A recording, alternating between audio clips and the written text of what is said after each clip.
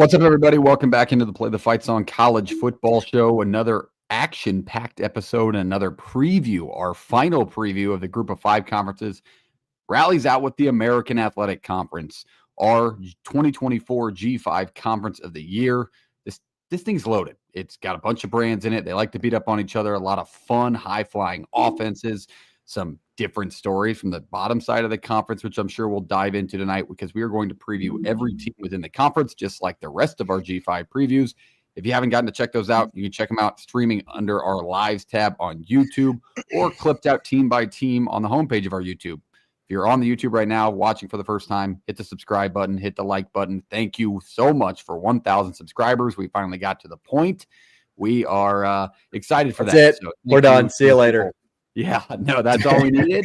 But no, growing from here. So the road to 2,000 starts today. I appreciate all of you who are currently subscribed. I'm joined alongside my week-to-week co-hosts, Jake and JP. JP's bouncing back from some late-night travel. JP, how are we feeling? Are we going to get through the American preview together? Hey, I tell you what, it was a grind of a weekend. Didn't get on until about 2 last night. Where wasn't in bed. It's about 2:30. But well worth it. It was a ton of fun this weekend. So excited to touch on the American. I think this is always a good one to wrap up the G5 with and then push into the power conferences. You might be thinking, asking where was Oregon State, Wazoo in the Pac-12 one? Where's Notre Dame? We kind of do that. We're either going to do that at the end of all of these or we'll sneak them in different spots. But we'll cover everybody, I promise. But yeah, really pumped to do this. Ton of different things going on within this conference. Well, what'd you swing this weekend? What was your batting average? Yeah, we're talking softball here, people. Yeah, wow. we don't do like batting averages per se. That's lame. But I mean, I swung it when I was swinging it. But I had a couple games where I was a little rough. And this is 16-inch. It's not 12, so you can't just go up there. That's the size of the ball, people. Absolutely, mash. Yeah, thank you for clarifying. You can't absolutely just mash and just like tee up on things. It's a ton of fun. But we're the one Iowa team over there in Chicago. It's a Chicago, Illinois sport, MOSO. And we played Friday night. We're supposed to play 9:30. Rain comes, 3 innings in. We're down 5-1. It's like shit. All right, resume it the next day at noon. Come back and win that one. Have basically all Saturday off after. What a gritty group. Yeah, well, gritty group. Sunday come in, lose our first one, and then we rattled off 7 straight wins to get to force an if necessary game for the national title, and got beat 1-0 in 9. It was a grind. Absolute grind. So, but a ton of fun. It's a ton of fun. If anybody's not played it, it's a very Midwestern Illinois thing to play 16-inch softball. Way more fun than 12. 12 is terrifying. You get to play at the higher levels, but this was a ton of fun. So appreciate you guys letting me find a little hobby in it. So everybody does something different. Glad to have you back. Ready to talk. Glad you made it back in time. Yes, we are ready to talk the American. But before, I want to talk to you, Jake. Jake, you got a nice new cap on. Tell the people about our great partners and that new look you got on there. First time I've seen an Iowa State cap.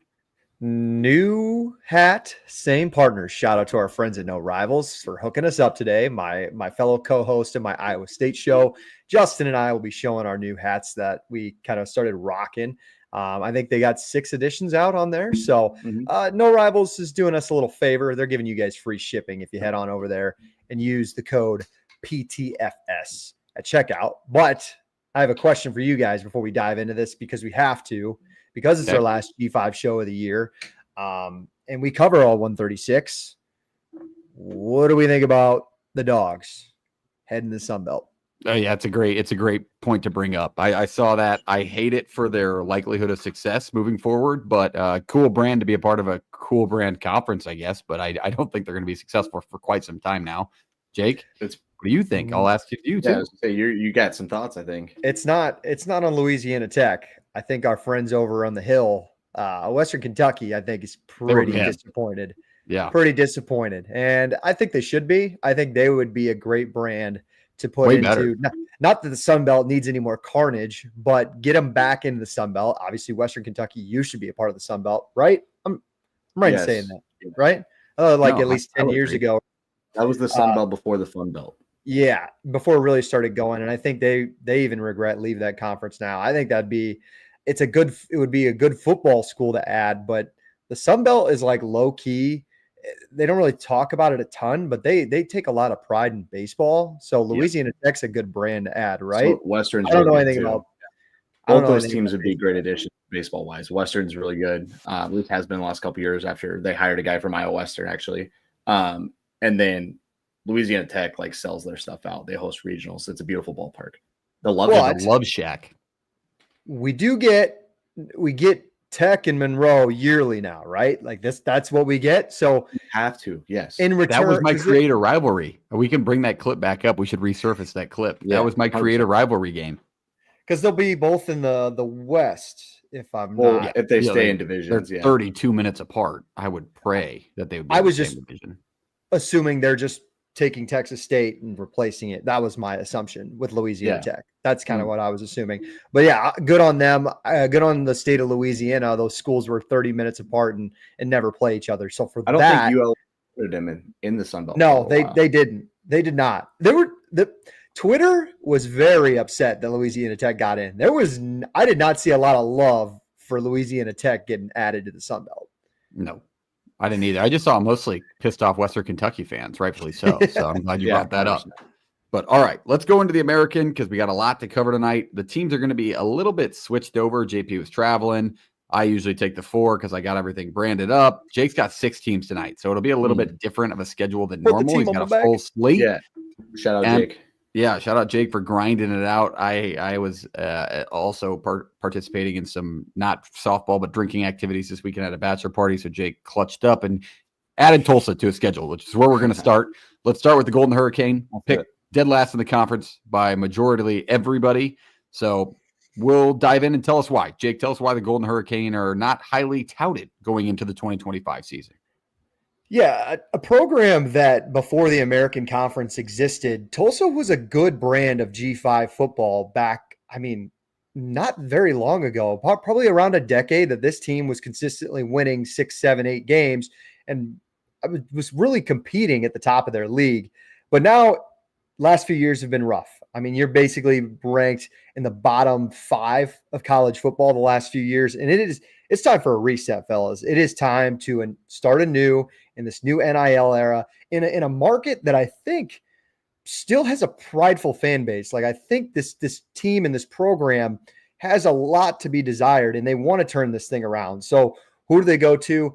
They got new head coach Trey Lamb, and young name to look out for. I like this guy. A guy that was known for winning, hasn't been head coach too long. 4 years at Gardner-Webb, where he won back-to-back conference titles, and then a 1-year stint at East Tennessee State last year. He brought to them, the Bucks, their first winning season in like 5 or 6 years there. I remember a story I saw on Twitter that during the North Carolina floods, and I could not remember where they were going to save my life, but East Tennessee was going somewhere. They had to stay on the bus the night before the game. It was really daunting, as it should be, as you'd expect. And they went out there, right? And no, I don't, because they were playing another FCS school, and they went on the road and beat them.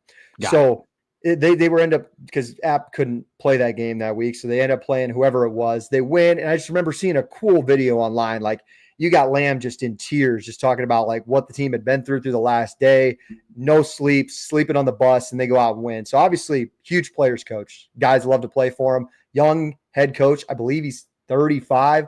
So this is a lot of new energy that I think Tulsa should be excited about. Lamb is completely overhauling this team. The roster kept a few pieces, and I mean a very few, but he brings in 34 new transfers. 16 of those guys come from P4 programs. No experience from these P4 programs, but it's like high ceiling, really low floor. You don't know what you might get out of these kids, but he's taking a chance. Super interesting little tidbit on this roster. If you look at the running back room, you get former starting running backs at the P4 level. You get a Jay Allen from Miami, if you guys remember that name. You get Dominic Richardson from Baylor, if you guys remember that name. Both of those two were at New Mexico State and Florida International, respectively, during the spring.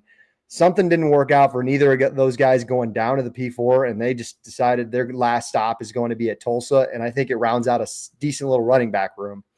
Who's going to be playing quarterback for him? Sophomore quarterback Kirk Francis. He, transfers in after starting, or he comes in after starting 8 games for Tulsa last year.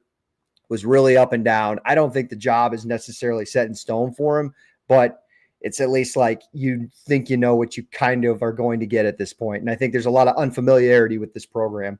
Who's he going to be throwing to? I mentioned those P4 transfers. You got guys at receiver from Missouri. Texas A&M and Western Carolina, one of their best receivers goes into Tulsa to try to revamp that wide receiver room. The defense only brings back 3 starters. And guys, that's okay, because this team gave up 1950-plus yards in college football. That would be ranked, I guess it'd be first in that statistical category, but dead last in big plays given up. So this team needs a complete overhaul. Linebacker Ray Coney comes over with Lamb from East Tennessee State. He had 97 tackles for the Bucs last year in 2024. Going to be a nice little piece for that linebacker room. I think it's a good piece to add for Tulsa. All in all, not a ton of names to highlight. Like, is this team going to win 3 games? I really don't know. I have a chance. I'll go back and maybe look up the over-under win totals, but it's like, you just want to see positive momentum with this group. And where Kevin Wilson let this program 2 years ago, or I guess last year after he got fired midway through the year, it was in bad spirits. You guys remember that comment where he made publicly, like, we don't have any NIL. Kid wants money here. We're not taking him. I tell him to go find it somewhere else. Just like, I don't mean the dog on the guy, because I don't know Kevin Wilson, obviously, but it was just like really poor taste and just doesn't relate to the new era of college football. And you just do a complete 180. You bring in a young guy, ton of energy. Maybe some of these P4 names like work out and they can be a little bit fun on offense. And hopefully the defense can. I just don't know if it could get worse at this point. It can't get worse. So I don't know where it leads win-wise, but I kind of like the direction they went. I love that you brought up that last year press conference with the old face in the room, and he's talking about no NIL money, and he's like, kid asked me, he's got a girlfriend and a dog. I said, which one do you like more? Because we got to cut one of them. We got no money here. So I like the new face of Trey Lamb in this group because, I mean, he's a confident guy. It was like one of in his introductory press conference, they noted that he said, hey, I'm bringing this team to a bowl game. Might be tough. You go on the road to Oklahoma State, you got Oregon State in the non-con. Like, there's a couple things that aren't lining up for you to get to 6 wins, but you got to like his excitement to be a part of the program. It kind of gives you a similar feel with like Walden at over at UTEP. Like he's gonna kind of adapt to that, get that place right eventually, but it might take some time. What do you think, JP? Yeah, I think any program, but especially at some of these non-power conference schools, like culture is everything, right? So if you can get your spot, your stuff in a good spot, cultural wise, then it kind of everything will follow afterwards. So maybe it takes a year or 2 to see wins, but if you see a culture change quick, I think that shows more signs of good than any win can the first couple of years, especially a place like this. All right, that is Tulsa. Let's go down to the next team. Let's go over to JP. Talk to us a little bit about the Army Black Knights going into this season. Obviously, a team highly regarded, team that was way up there in the conference last year. Mm-hmm. So we're starting you off with the bang. Tell us about the Black Knights headed into 2025. Absolutely. Going to cover another service academy here. A ton of fun, obviously. Looking through kind of what Army is and what the program is. It's Jeff Monken in his 12th year, right? They go 12-2 a season ago, win the American Athletic Conference. You look at what they were last year, and honestly, like it was kind of a star-powered Army team. Like you had a good quarterback in Daly. You had Udo, who's a really good running back. You had pieces on the edge that are now at Georgia. Like there are pieces all over this place, and then the star power came with it. That's why you saw a ton of success out of Army a season ago, right? Now let's flip, the page to 2025. What's that bring? A lot of solid returning production. Like a lot of really good pieces come back all over the place, but you lose that high-end talent via the portal and graduation, right? Like there's guys that left, you bring back a ton though. And I think that's something to really outline in service academies is even if like your stars and studs aren't coming back, there are people waiting in the wings that have the ability to step in and do that. So let's start on the offense, as I know that is a big piece. Dwayne Coleman got a start last year, actually, against Air Force. It looks to take the reins here in 2025 as the quarterback running the option for the Black Knights. This is a guy who isn't as big as Daly, not quite as quick. It's a different kind of runner, right? And that's okay within the option attack. You can kind of fit your scheme and how a guy runs. It's a lot of scheme. It's a lot of just being able, we've talked about this before, being able to handle the football and be a little bit of a magician with it, right? So this is a guy they feel can really take that step forward. Now, don't expect the crazy production that Daly had. The guy finished, like 6th in the Heisman voting, something like that a season ago, but expect him to maybe get his feet under him and still move this offense forward. Now, you lose a running back. That's really good on, and now at Arizona State. But with Udo leaving, you still have a really good fullback and tailback room. Like, I think there's still pieces there that can really help them out. It's going to be a little more spread out carries wise. It's not going to be one bell cow that's kind of doing all of this for them. that happens at service academies, but when they have a talent like Udo, they really did use him a ton a season ago, over 1,000 yards rushing, I believe. And going into this year, they think there's pieces there. Fullback Hayden Reed is a piece that is going to get a lot of carries, and then tailback Noah Short, two guys they're really high on over there at West Point. The offensive line was the Joe Moore Award winner a season ago, best offensive line in the country. Brings back a couple of guys there. They are going to have a couple first-team all-conference guys. They're going to have guys, fighting to be in that All-American slot as well. And then you look at Paolo Generali. I think I hit that name on the head. I'm not going to lie. Hopefully I did. Pronunciation police out there. And Brady Small. Those are two guys along the offensive line that help out a ton. Now you look at how the receivers go. It's probably one of the more it's not as talented as some of the receivers have been in Army in the past, but that's okay. Just based on things, they got to get them scheme these guys open for the most part, right? Go to the defensive side of things. Now, Army a season ago played pretty good defense. You go back and look at their schedule and who they played and how they were, right?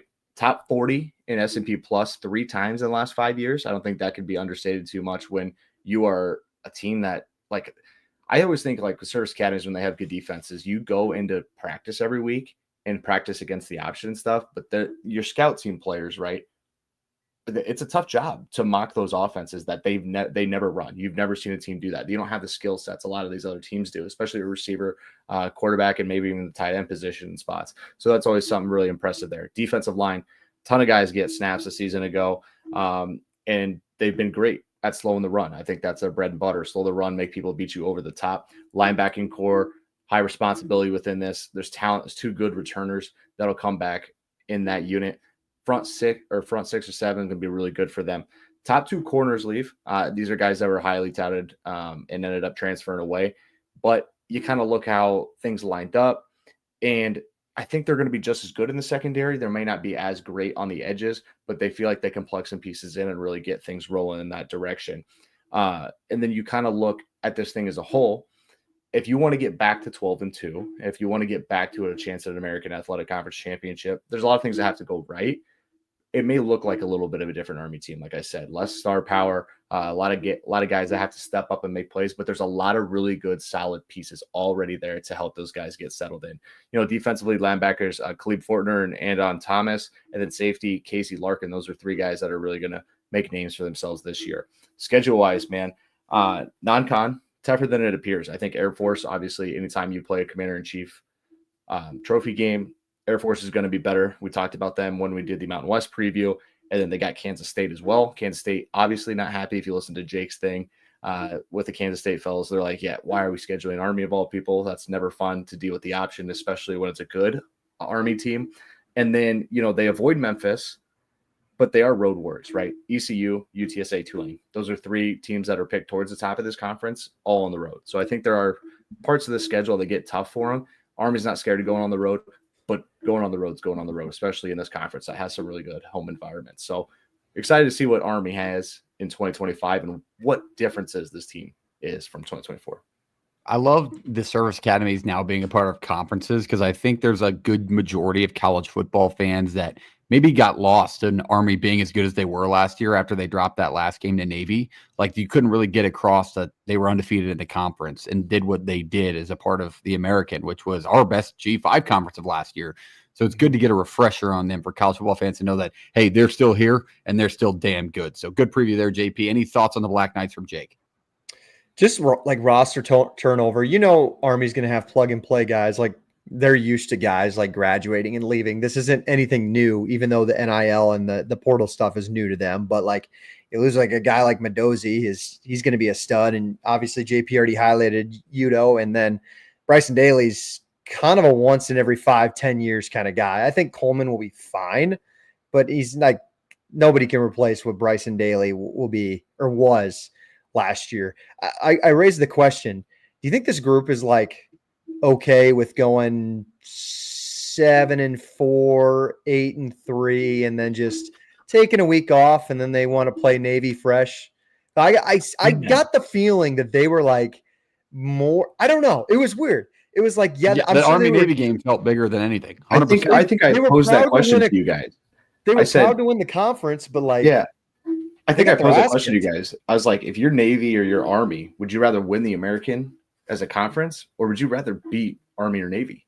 Like, would you rather have that game? Like, I got to be honest, it feels like they'd rather have the Army-Navy game. And that's not to slouch what a conference title does for a program or a school, right? But that game means so much to so many. It felt like it held a little extra weight. I think if it doesn't have playoff implications on the line, which last year's clearly didn't, I think they would rather win the Navy game. I really do. I mean, it's the national scale, right? Like, you have the spotlight. It's the 1 week that those two programs, they stand alone. I mean, everybody was tuned into it. Everybody usually watches it. And I mean, the NFL tries to take it away, but it's still I was gonna say, by far the biggest.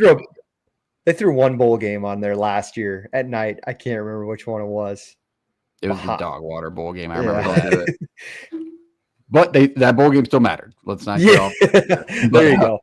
All right, let's move it down the line. Let's go to the next team. We're going to talk a little bit of my de facto mean green, baby. Let's talk North Texas football. This team gets me excited because I own the gear. I cheer for them. This is my college football 25, 26 rebuild team. Like, this is my G5 program. This is the one I want to follow. I will go out of my way to watch them on ESPN Plus when they play at Texas Tech and get beat by 85 points like it last year. And I also had them +6 in that game. So let's not do that again.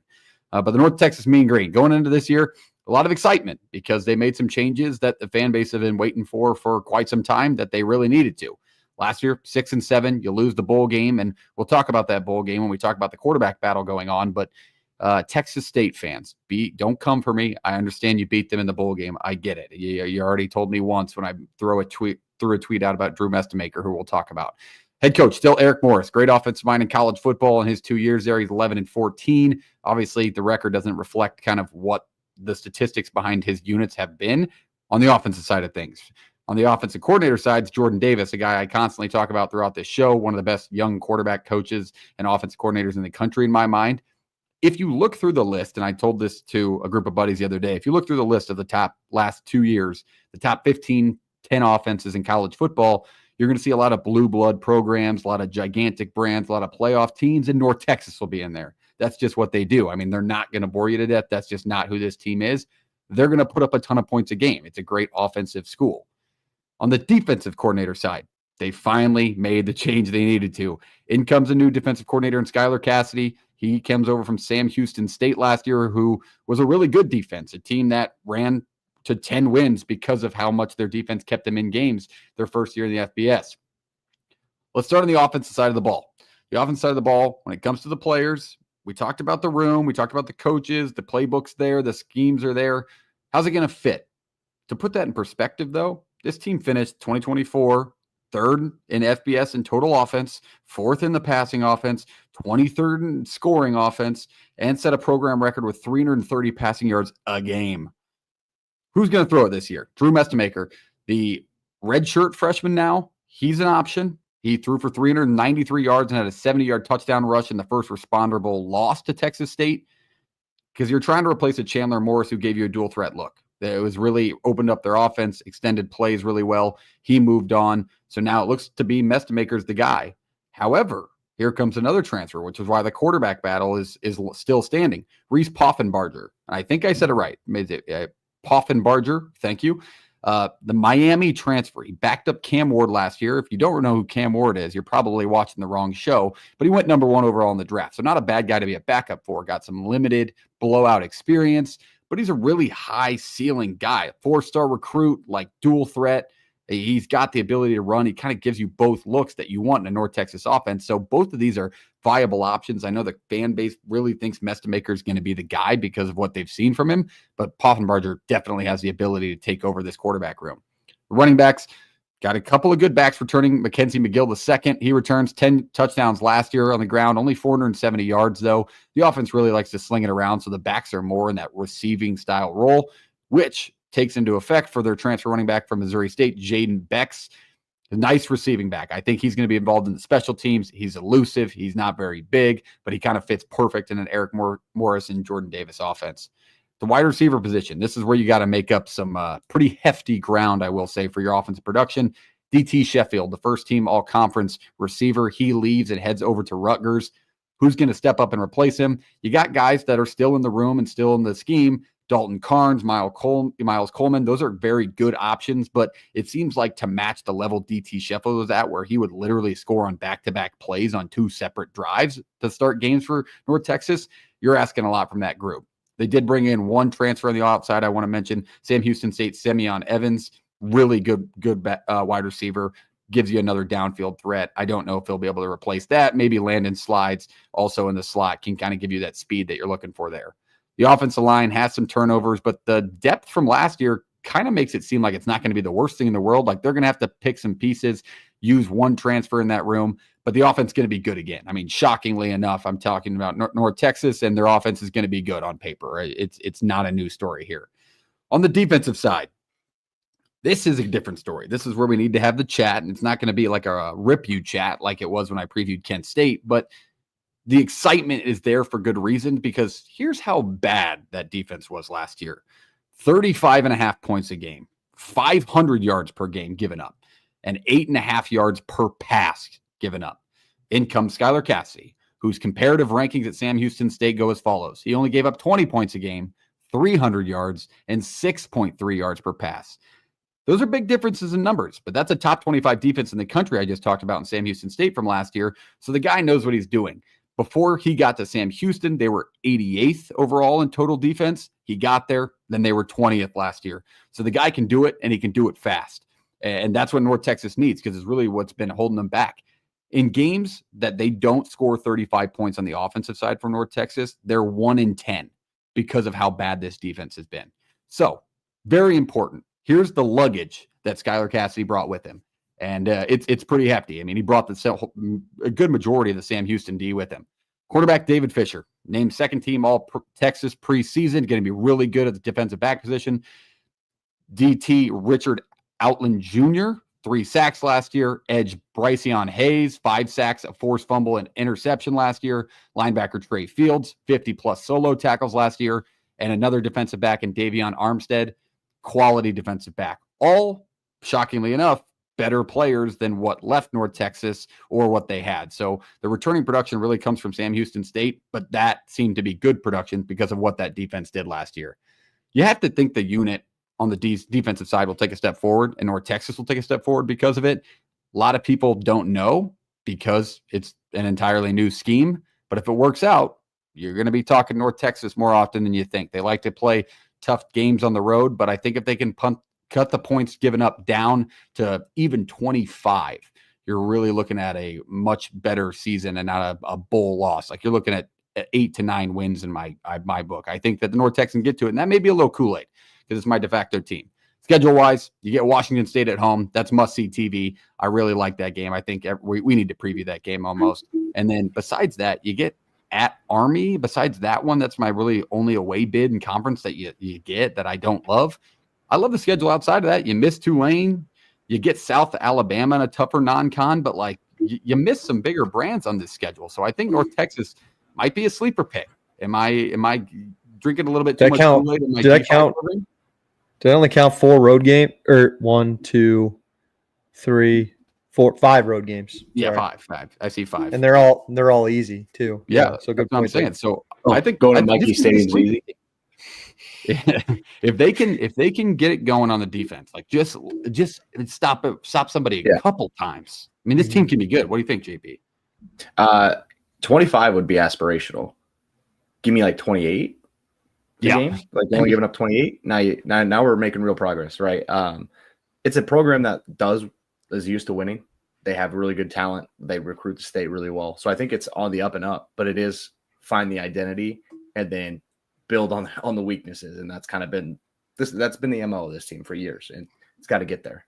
Yeah. And I think the media is a little questioning on the quarterback battle just because Messmaker's still young. We haven't seen him play through a whole season. Poffenbarger's not really a proven entity because he's been in backup roles most of the places, but like they're still picked middle to last of this conference. What do you think, Jake?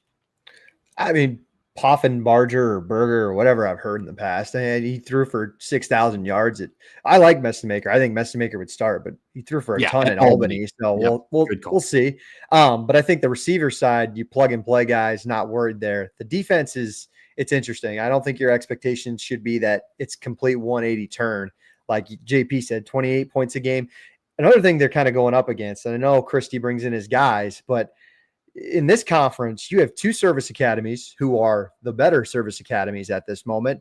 You got Tulane, you got a Jeff Traylor offense. Like, it's a lot different scheming up stuff than your Conference USA slate if you're Christie. So we'll see. It can't be worse, right?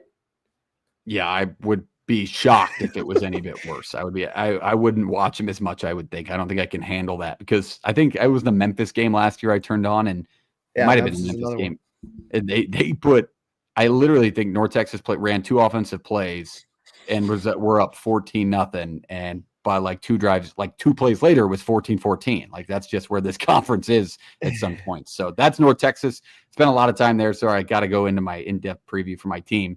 But let's move it down the line. Let's go back to Jake. Jake, you are going to take us through the Temple Owls. Take us up to Philly and give us a little Philly cheesesteak of a preview and talk about the Owls, Jake.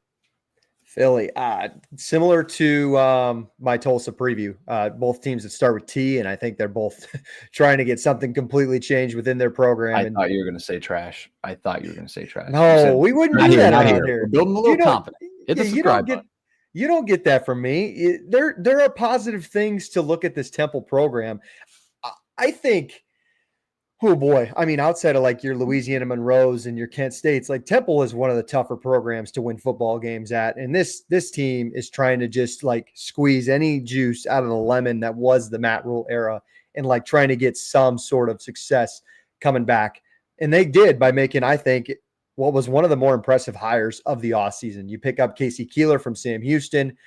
We just talked about his defensive coordinator, but this is a guy who's won national titles at the FCS level. He led Sam Houston through the FCS to FBS jump, where they had a really good, I think it was they won 10 games last year, 9 or 10 games. And it was one of the better teams within Conference USA. And I think their second season in FBS. So Keeler's a proven winner. And I think that's where they're really trying to shift the mindset of this program at Temple, that, hey, we can win football games here. Because, I mean, Keeler's, I think he's an older guy. Like, this could be very well his last stop. So you might have a guy for maybe the long haul Temple. So that's something to be excited about. Quarterback situation is interesting. You bring back Evan Simon, who started a good majority for you last year. And you also bring in a guy in the spring in Oregon State and Idaho quarterback transfer, Giovanni McCoy. He basically started most of the year at Oregon State last year. Didn't work out because they brought in Murphy from Texas, or Duke, I guess one or the other.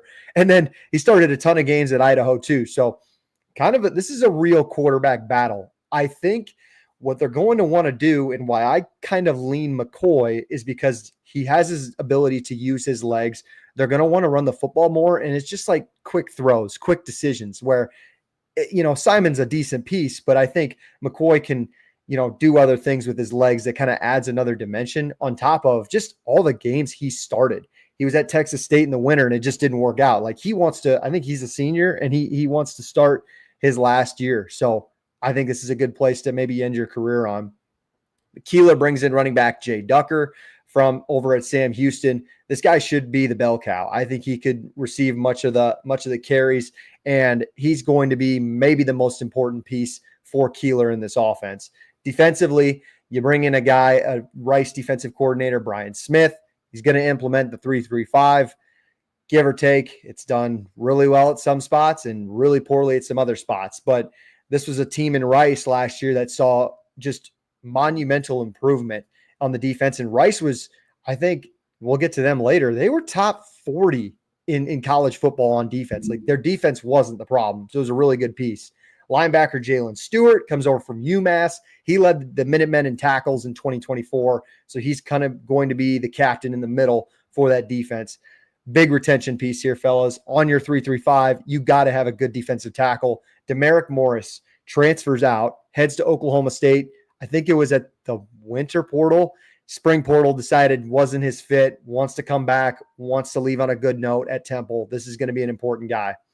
I said it before, I think this is one of the harder jobs in all of college football, but I think you've brought in the right guy to at least, turn things around. And fellas, you have UMass at UMass, first game of the year. You got Howard. Like, win those 2 games. We'll see where you go from there. Let me pull up the over-under win total here. I mean, you're at 3.5. So if you can start 2-0, I think you could beat Charlotte on the road. The rest of your games are pretty tough sledding. You have at North Texas, Tulane, East Carolina, Navy, Georgia Tech, Oklahoma. Like, you kind of pretty much get the top 6 or 7 teams outside of Memphis. Mm-hmm. So let's just win those first 2 games, UMass and Howard, and see where it goes from there and turn something around. I like that breakdown. I think when I look at Temple, I think last year when we talked to Evan Simon going into the season and the excitement around him, and then just the inconsistency we got from him throughout the entire season. And I think that a lot of that had to do with the O-line struggles that they had. But if they can get him upright and kind of establish a ground game significantly more than they did last year, I mean, maybe they can open things up for him and he can kind of live up to his name a little bit. So we'll see if they can make that transfer. Any thoughts on the Owls, JP? I want to give a huge shout out to the new uniforms they put on. I mean, they are sweet. They had good stuff like prior. We haven't done our uniform video for the year, and that was a massive one for us last year. So I just wanted to call that out because I think it's really cool. I think when you look at what Temple was, like, the rule years were like the one time that they really had a spark. One time. Long time, right? And it's kind of – it's a weird spot in Philly, right? Like, they've got their teams. Not everybody. It's a pro sports town. You just kind of sit in the background of things. You literally play. Hasn't been good. You play at the Eagles Stadium in front of 100 people. It just doesn't. It's a tough program to build, and it's tough to get a fan base really behind it, or people who are like lukewarm fans. Like, they might be, Pitt fans or Penn State fans or whatever, but they like cheering on Temple too. To get them into that is a little tougher than I think in some other programs. I want to make this clear. This is probably the most passionate fan base when it comes to the NFL, but the best thing that could happen for Temple is for Philadelphia to stop winning Super Bowls, because like within these pro sports towns, I mean, they start sucking, then all of a sudden you got something else to support somewhere else. I failed. Maybe that's key. I just failed to mention too, though. He won, I think, was it Delaware? He won a national title at when they were FCS. And like, he knows the Northeast. So if anybody's going to be prepared for this job and like what to recruit, what to expect, how to bring these fans in, like, this feels like it's got, if Keeler doesn't make it, will somebody ever? I don't know. That's fair enough. Bring back Rule. It'll be the Shiano move.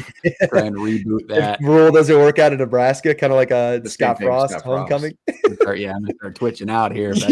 How many more I can take? But all right, it's a good breakdown of Temple there. Let's keep it moving. Let's talk a little Memphis football. We talked about explosive offenses within this conference. Here's one that stands out to you. JP, tell us about the Tigers headed into the 2025 season. Absolutely. I think there's a lot of talk around Memphis in the last couple of years based upon the money they were able to get into the NIL fund through their partnership with FedEx, as well as success they've had over the last 10 years. Like, this has been a really good program, a good athletic program even. They were a really good baseball program, and they have a good basketball program. Obviously, that's been humming.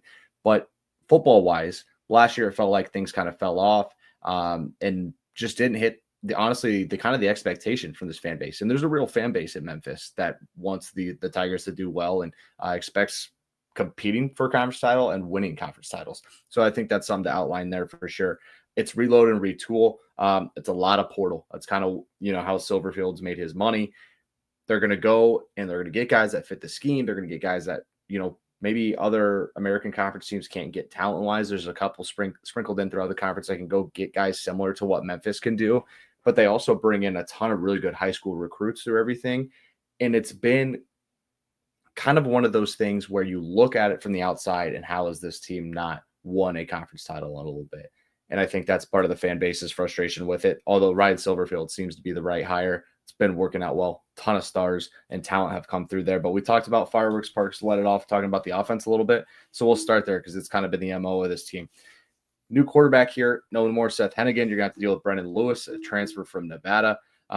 It's a guy who's going to need some pieces to step up in the receiver room, as there's a lot of transfers there. There's not a lot of guys that really help him settle in and understand the system. So I think that's something to pay attention to. The running back room offers a pair of guys with real talent and expected to be one of the better running back rooms within the conference as well. That's Sutton Smith. Missed pretty much the entire year last year. Got hurt, I think, like on the first drive, game one a season ago. And then I'm going to slow down and hit this name, Greg DeRosier. I think it's DeRosier. Sounds good to me. that one's a tough one. I had to like pronunciation practice earlier. So Greg DeRosier, and then they also bring in a guy from middle, Frank Peasant, 740 yards rushing a season ago. So they have three pieces. One that was highly touted, didn't get much carries last year due to that. DeRosier also dealt with injuries a season ago, and then they bring in a guy from middle who's been good. So they have three pieces there in the running back room. Depth there, carries will be spread out a little bit, but I do think Sutton Smith's the guy that they want, kind of being more of the bell cow situation. Three receivers and a tight end transfer, and low experience for a lot of these guys, to be honest with you. Highly touted, maybe didn't work out at their other school, or they're looking for playing time, but the experience isn't there. And I think that's something to pay attention to when you're dealing with an offense that has to break in a new quarterback that's used to being high flying and then has to gel with these guys that are bringing in through the portal. Two starters on the offensive line. It was a portal priority, to be completely honest with you. They brought in six to fill three different spots. There's a lot of confidence that the guys that got through the portal will hit and work out really well for the Tigers. And I think there's some things offensively for them.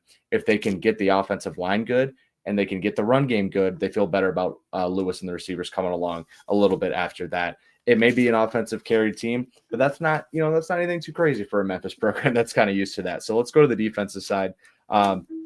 Defensive line, I think, has the most upside on this team. Probably one of the better units that they have. They're going to have a first team All-American Athletic Conference and possibly All-American candidate there. William Whitlow returns, and a couple other proven commodities on the defensive line. So it's going to be a good unit. They were pretty good against the run a season ago, but they brought in 7 transfers to help out there as well. Linebackers, same story, bringing in a lot of guys to help you and retool and reload. It's literally how Silverfield's handled this. He knows he can go get guys with the support he has NIL-wise. The program's good, the culture's good, and people want to win, and Memphis is a program that's gotten pretty darn good at winning. So they're going to bring in a ton of guys to battle it out. Some other defensive end spots, defensive tackle spots, and in the linebacker room as well. Here's the bigger worry for me, and I think where this gets tough being in the American Athletic Conference. The secondary wasn't great a season ago. Ton of guys leave, no real returners or started coming back. It's going to be tough. I do think that the guys that they brought in, again, talented, but not a lot of experience and unproven, and that can be a tough one for you to get over when you're dealing with the likes of North Texas, a UTSA, or, ECU puts up numbers through the year. FAU looks like they're going to try and do the same thing. Tulane's always had success that way. That's part of it. And I think that's another thing. If Memphis really wants to take the step forward to where they're talked about with Boise as much in other programs to be that G5 candidate to get into the playoff, it has to get better on defense and it has to get better quick so people don't start to panic a little bit too much there. I think when you look at what Memphis is as a program and where they sit right now, the identity's there, but the supplemental stuff defensively is not. And I think that's a big worry there. Scheduling. You got Troy and Georgia State out of the Sun Belt. Go pick your bottom feeders out of the Sun Belt. We talked about Troy. They're going to get better and better. It's going to take them a year or two. But you're getting Georgia State. Those are two good Sun Belt teams that give yourself a win early in the year. Arkansas at home. It might be a must-win situation, and I say must-win in a spot where you want the brand to grow. You want recognition for having a good year in the G5. Here's a chance to go get an SEC team that's middle to bottom of the pack in that conference. And then the AAC schedule is backloaded. It's pretty easy going, and then you get Tulane, East Carolina, Navy to end the year.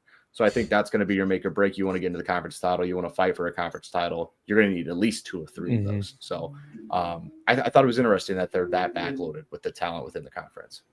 I think Memphis is a little misunderstood on the national scale sometimes. Like, it kind of got that attention when they announced the FedEx money rolling through for the NIL, but then back when Gruden was doing his QB camp before the NFL draft, and you see Seth Hennigan walk in there and just the confidence that guy had within their offense and their schemes. And like, if you look back, the way that offense is operated, like they're similar to North Texas, where they're a serviceable or a step forward serviceable more defense away from being in that college football playoff. They were my college football playoff pick for the G5 representative like last year and almost the year before. So it's a program that's more loaded than I think the general eye realizes. What do you think about the Tigers this year, Jake? We got shredded against the run last year in a couple of games. Like, they were 1 Navy and 1 UTSA loss from really running the table. And we said it could have been our G5 representative in the playoff, and they had every shot to do it. This year, it's interesting, man. Like, they got some dudes at linebacker. Like, they got UAB's best linebacker, Nevada's best linebacker, like Virginia Tech's linebacker who started for him for a ton, and then you get Whitlow on top of it. It's just like, can the secondary pan out? But I mean, I have confidence Brendan Lewis will come in and put up numbers. So I think that the offense will be just fine. I know you lose an all-timer in Hennigan, but it still comes down to the defense for me on if they can get this done. Like, fellas, they went into Tulane and kind of slapped them around that second last week of the year. Like, that's what Memphis can be at its best, but we've also seen them, at their lower points.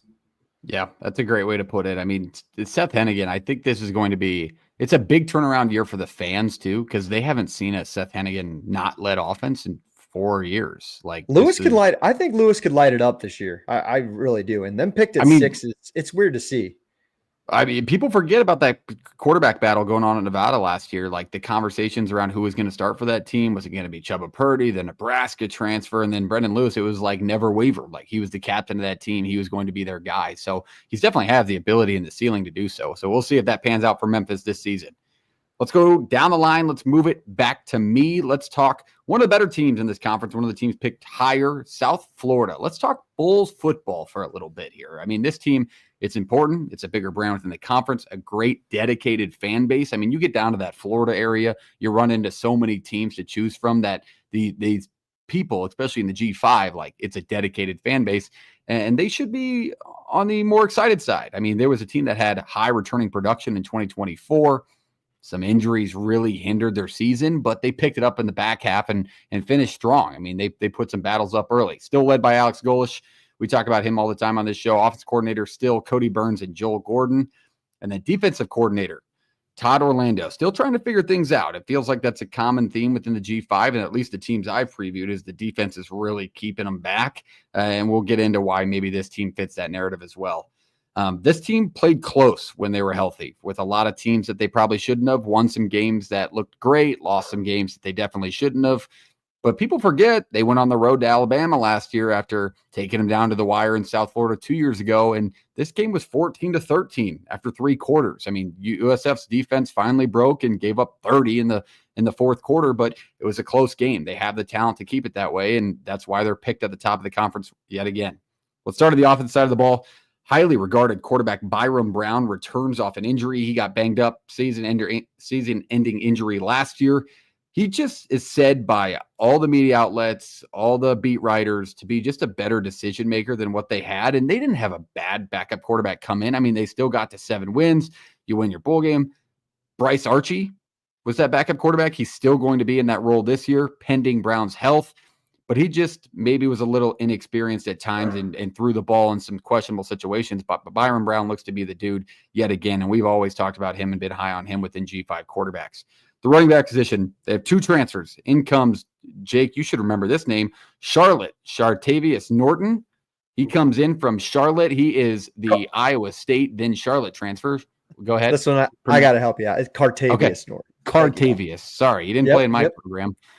Charlotte and Iowa State transfer, and then he'll be alongside Oklahoma's Sam Franklin. Franklin was a 3-star guy originally, and so was Norton, but Franklin just seems to me like the guy that can really make an impact. I mean, he was a stud at UT Martin, then transferred over to Oklahoma to play in the SEC, was in a very limited role, looking to get more playing snaps this year, and I think he'll do so for this team. At wide receiver, this is where you kind of lost a lot. You lost your top 4 pass catchers from a season ago, but you got a couple of good options. I will say overall, the room's extremely inexperienced, but some guys that should fit the scheme well and give Byron a chance to throw the ball. The offensive line, this is probably the star of the show. Really solid group, brought back a bunch of returners, good depth, and they were pretty good overall last season outside of giving up the biggest injury of the year, obviously.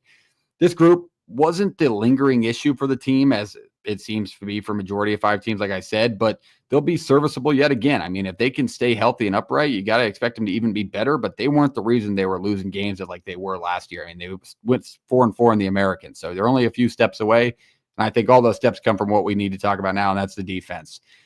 Here's the other side of it. I mean, this defense last year cost this team some games where, I mean, injuries were in play. They lost a few guys on the back end, but they couldn't stop the pass, man. They blitz and they mix looks, and it makes them susceptible to big plays. They gave up tons of touchdowns over 25 yards. It just does not seem like what's on paper now makes it going to be like, yep, that's going to be the main difference. But they do return a good amount of experience. But it may not be the best case because, as we always quote, Stanford Steve says, returning production may not be good production. This unit wasn't good overall, but the transfers are experienced. I will say that's the good part. They're mostly juniors, mostly seniors. The guys that have had playing time, guys that have been around college football a long time. Two guys I want to highlight. A North Texas transfer at linebacker, but mostly on the back end. Deshaun Rucker comes back after a really, really good 2024 season. He gets hurt, but then he was a massive piece of this secondary, and he's going to be on all the preseason lists. He missed the last 2 games last year, but he's really going to be the center around this defense. The best side of the defense, I would think, is the linebacking core, along with that North Texas transfer I mentioned, Mac Harris and Rico Watson III. This is the most, I think what we can say is good returning production for this team. But it's going to have to start up front for them because they do have a lot of those inexperienced players outside of junior and senior transfers at that unit. So they got to stop the run and hopefully take a step up in stopping the pass because they gave up like 297 yards a game.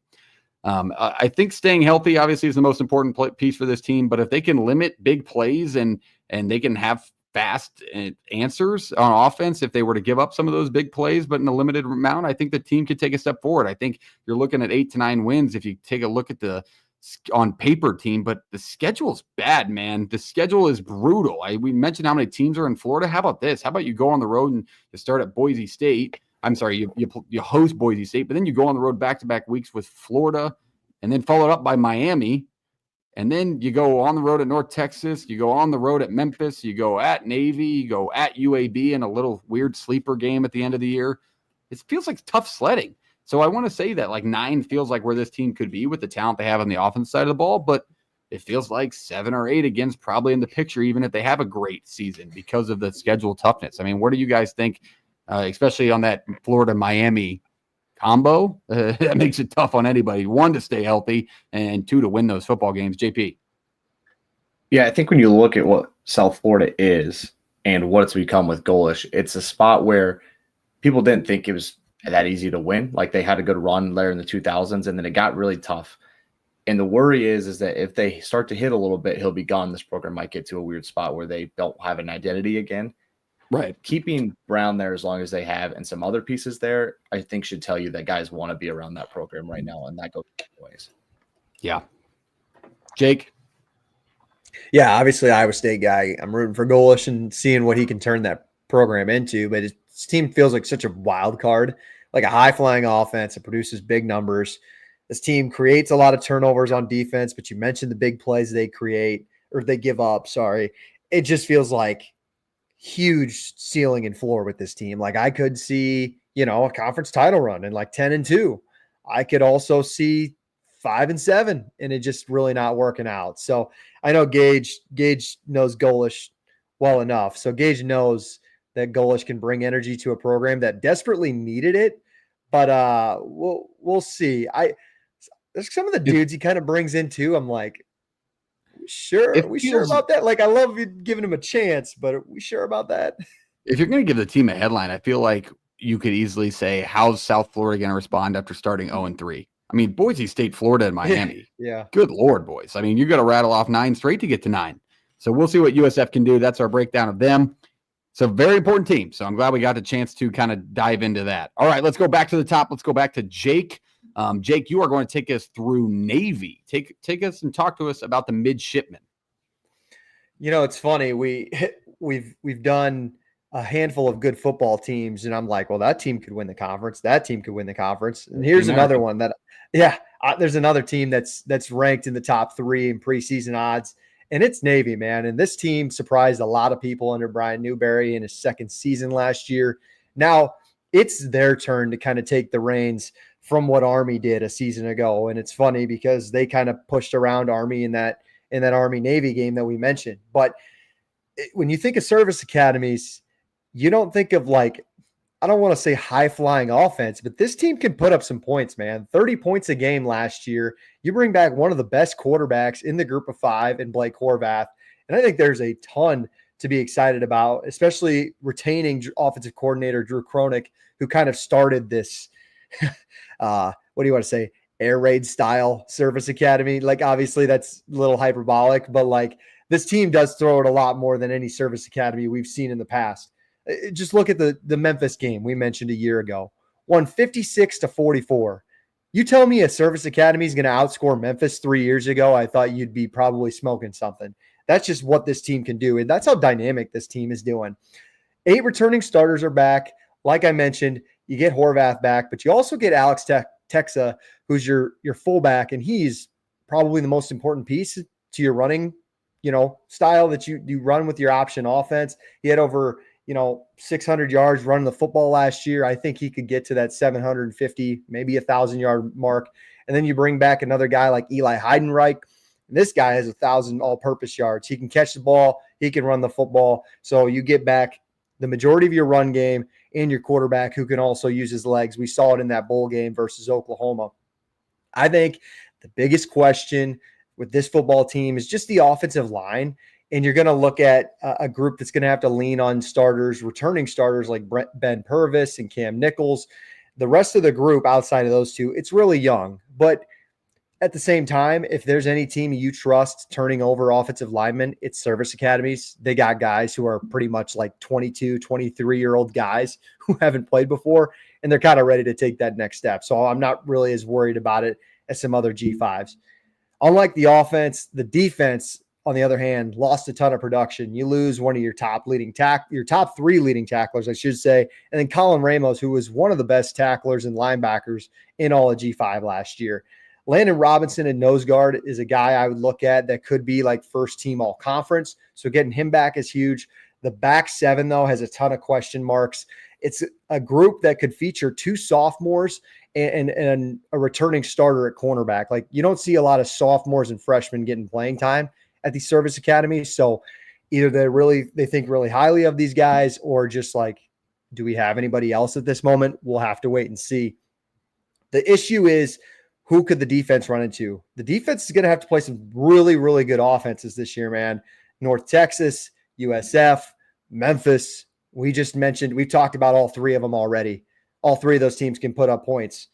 Good news is you did it last year. You could probably go toe-to-toe and score points with these guys if needed, but I don't think you still want to leave that in the hands of a service academy team. You guys go back to the bowl game last year against Oklahoma. They were down 14-0.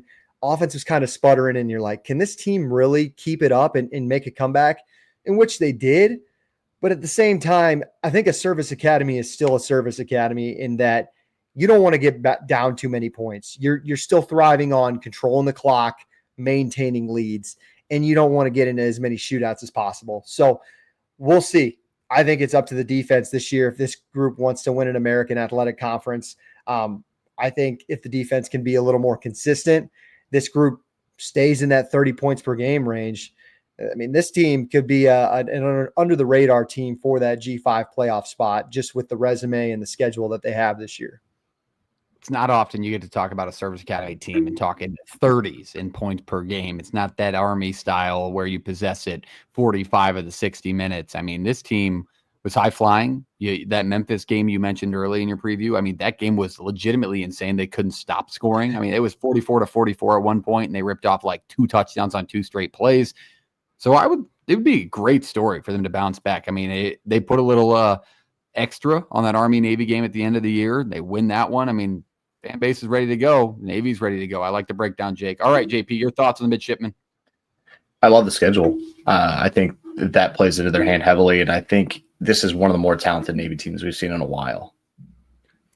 All right, there is the Navy Midshipmen. Let's keep it moving. Before we do so, we want to remind you to shop No Rivals, our great partner over at No Rivals. A lot of these American teams represented on there. And more in the North Texas cap. Check them out. They have about 1,000 different designs, as the founder is a North Texas alumni. So shout out to Nick Height and shout out to No Rivals. Shop No Rivals. Use the code PTFS at checkout for free shipping on all those awesome hats. Let's go back to JP. Let's go back into the conference preview. Let's talk ECU football. Guy on the cover of the episode. Let's break down the Pirates in 2025. Yeah, talking about ECU and what this program has been over the years and kind of the weird spot they found themselves in a season ago. Obviously, we know that this is a team who's got a great fan base and a great home atmosphere and probably one of the better branding jobs they've done in the 2020s. Like, they leaned into this, and it looks great. Blake Harrell's going to take over his first full season as a head coach here at East Carolina. They're 8-5, obviously, in 2024. Got in a spot where they got on a run late. Like, they lost some games early, and later in the year, they rattled, I think, five or six games, all W's, and then a bowl game win as well against a rival in NC State, who they actually see this year in week 1. They're going to, again, dive into the first year with Harrell, and they want to return to the top of the American Athletic. They want to be in conversations to be playing for conference titles because they believe that this program is capable of doing that. Traditionally, a very high-powered offense and a solid defense. It's not anything that's going to blow you away defensively, but usually they're solid enough to keep themselves in games. Cannot say that was the situation a season ago. Let's talk offensive, though. ECU is top 4 in the American Athletic Conference in yards per game and 6th in points per game. Caden Hauser is a guy that you're going to hear a lot about within the G5 world at quarterback. A little bit of a gunslinger, makes a lot of plays, cannon for an arm. It's a chance to be one of the best in the G5, and then has a chance to make if he really pops off and things work out really well at the receiver room, maybe he's going to end up on an All-American list down the line. You don't know, but he's got a chance to be All-American for sure. The receiver core, right, they're going to break in a couple new guys. They had some good pieces transfer out. They also have good pieces still within the realm. And you're looking for a couple of potential breakout guys because you need 1 true or 2 really good receivers in this offense to really take that offense to the next level, just kind of how it is set up. It'll be 2 or 3 backs. I think they're going to, try to use that and go that direction instead of trying to have 1 workhorse and bell cow. It's going to be 2 or 3 guys to kind of fill the hole left by Raji Harris, Marlon Gunn, Landon Montgomery, and then Parker Jenkins. Those are 3 guys that are going to probably get the majority of the carries, kind of listening to what they were saying from the beat writers and some other spots. Probably thinking a little bit more Marlon Gunn and Parker Jenkins, but when you have a disposal of 3 running backs that are pretty solid, you're going to probably use them all and ride the hot hand at times. 3 offensive line starters return or gone, and then 3 that return, like you get 6+ starts. They're not a ton of guys that weren't starting double-digit games a season ago, and they went into the portal and they grabbed 4. They've got to shuffle some things around. See how you keep Hauser upright. Make sure he can sit in the pocket and make plays with these, potential receivers. Receiver-wise, talk about like pieces that left.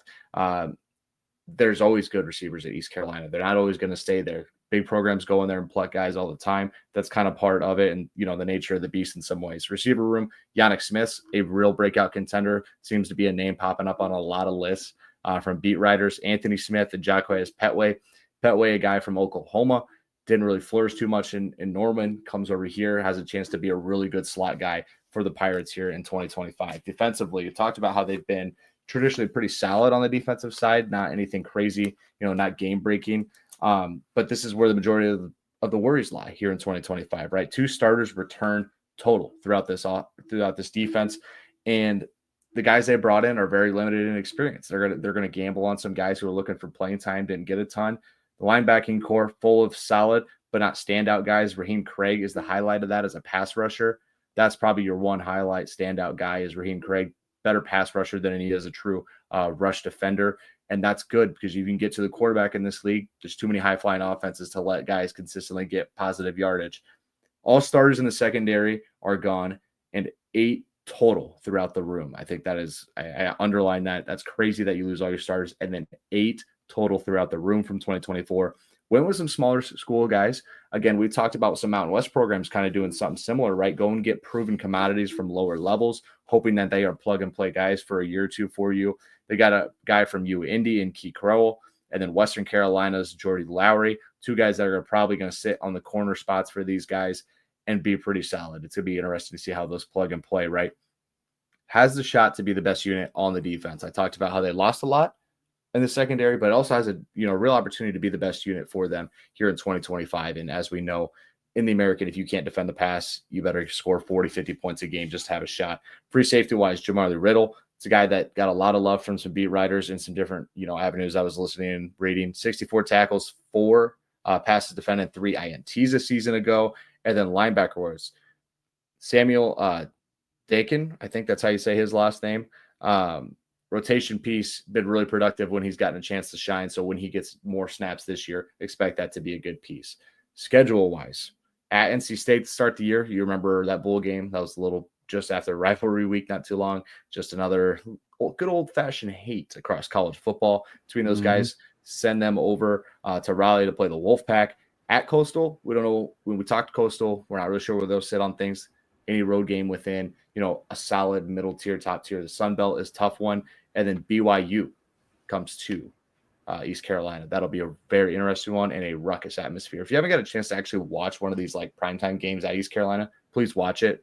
Like that fan base is awesome. Stadium does a really good job of getting loud as well. So Army, Memphis, UTSA, and Tulane all on the schedule. Tougher schedule if you're really looking to get to 9. If you get to 8, like 7 and 8, I think is a win right here. And I think that's okay if you're a Pirate fan. Like there's a lot of question marks throughout this thing. And it sucks to feel like you're wasting a really good quarterback in spots, but this is also a program that's had good quarterbacks throughout the year. So maybe there's one waiting in the wings and you're a year or two away from being in this American Athletic Conference title game. I'm glad you made that point toward the end to give a shout out to the fans, because it's one of those programs I always think back to. Like we talked about the USFs, like the guys who had their days where they were in the national spotlight, and now these brands are within this conference, where ECU feels recent enough to where, like, if they can get back to some sort of that fashion, that like not 10 win range, if they can get to those double digits and they can get, those games where it felt like, the team that's coming to my mind is like when Duke would roll into ECU on a Thursday night. It was just a nut house, blackout crowd. Just crazy. That's good for college football. So I hope the program gets back to those days, and it looks like they're on a good trajectory to do so, making moves right now. All right, Jake, your thoughts on the Pirates? I think, fan base has high expectations. I think their expectations are valid. You saw after firing Houston midway through the year last year, that just doesn't really happen at any other school. They were just fed up. They're like, we want to win football games, but over under set at 6.5. And JP, you highlighted the schedule. 1, 2, 3, 4, 5, the first 6 games of the year. If you could go 4-2, that'd be massive. That'd be a huge win. Yeah. But I love Hauser. Right. I don't know. We'll see. Caden Hauser, put him on the front of the episode.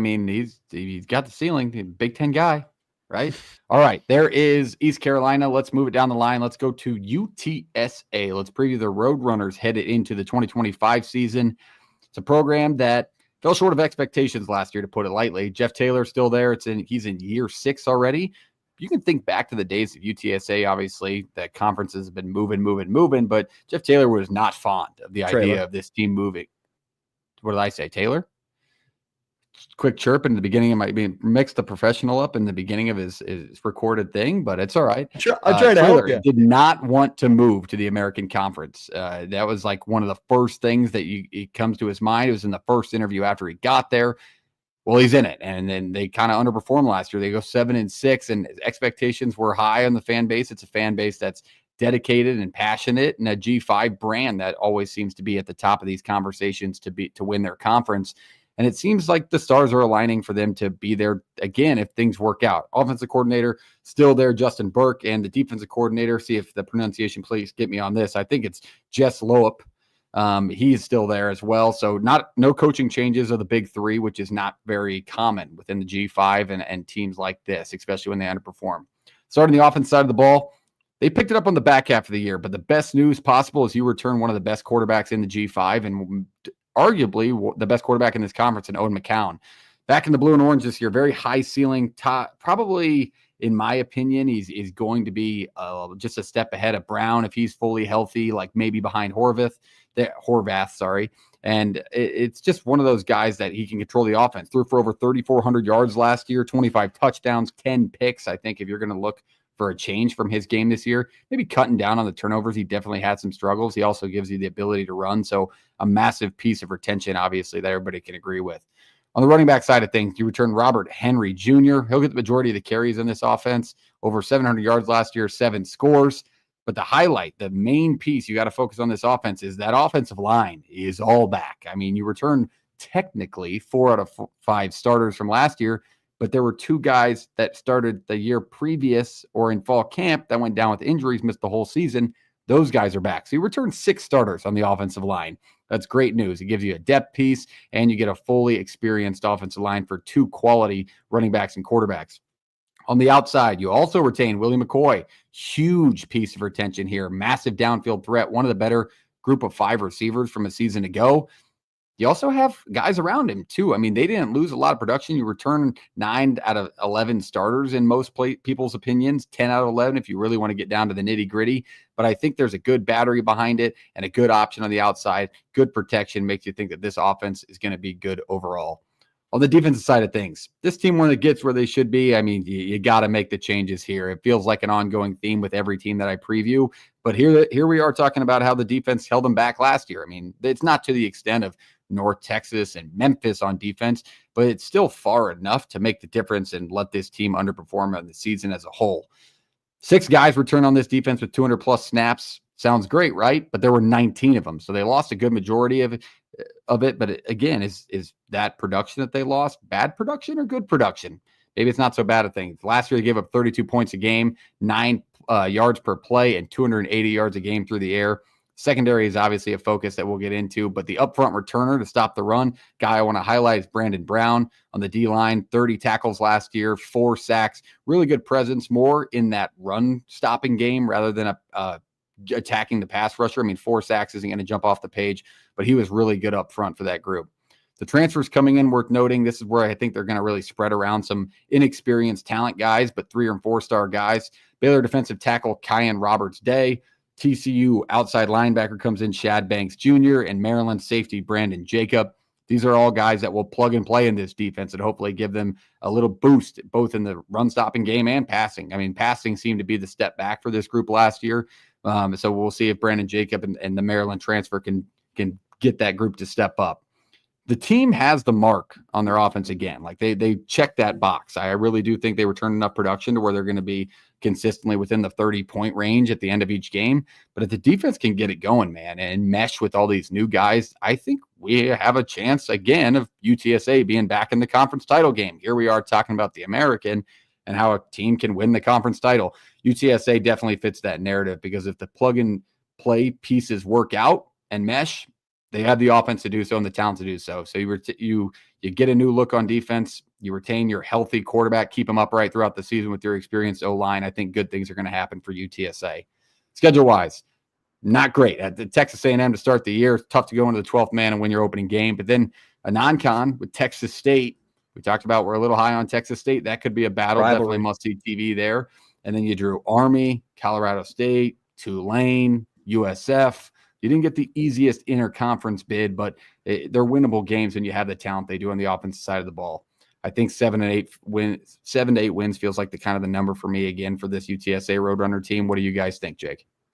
7.5 is the over/under win total, so you'd be correct there. There's just like it's just those weird things with trailer. Like you don't expect a trailer team to.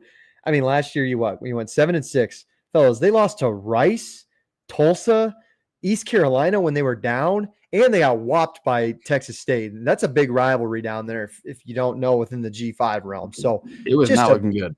A bizarre. They turned it around at the end of the year, but hopefully they get a little more consistency. And I don't know. I like that he highlighted the running back for him, but they also then brought in you guys, John Emery Jr. from LSU, that 6-year dude who blew out his knee like 3 times.